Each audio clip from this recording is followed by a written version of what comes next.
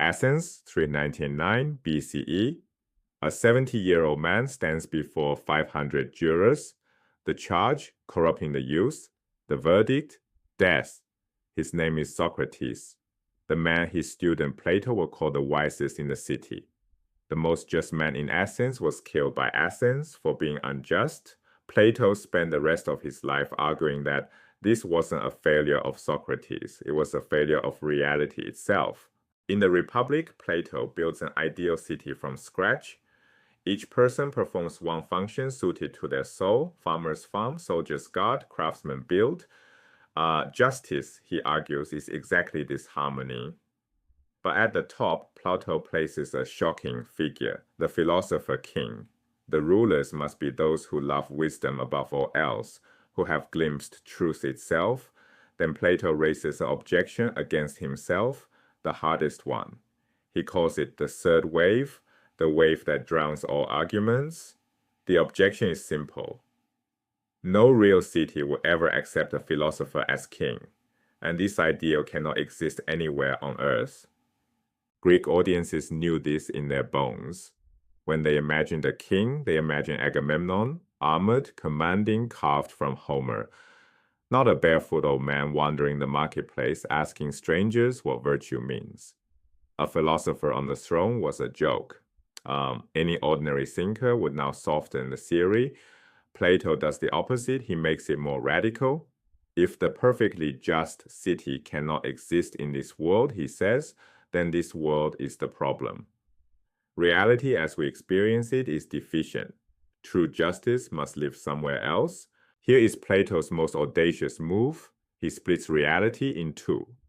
Below, the world of space and time, the world we see, touch, argue in. It changes constantly.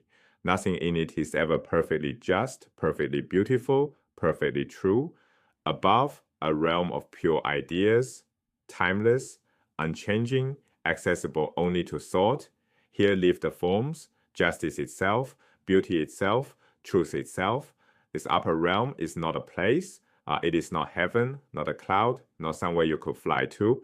It exists outside space altogether. Only the mind can reach it.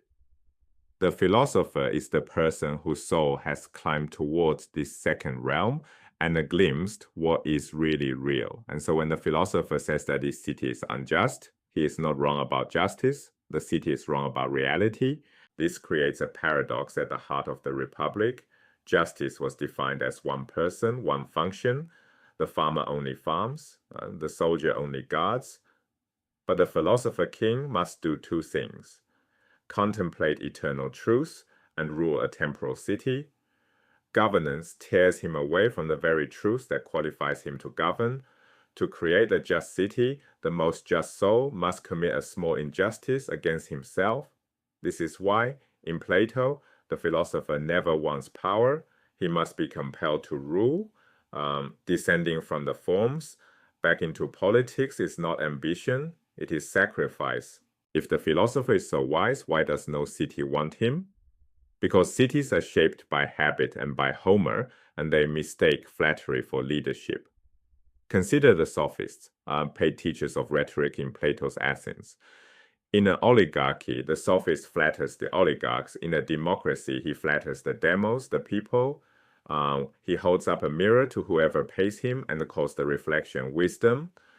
This is Plato's diagnosis. Corruption does not flow downward from philosophers into the city.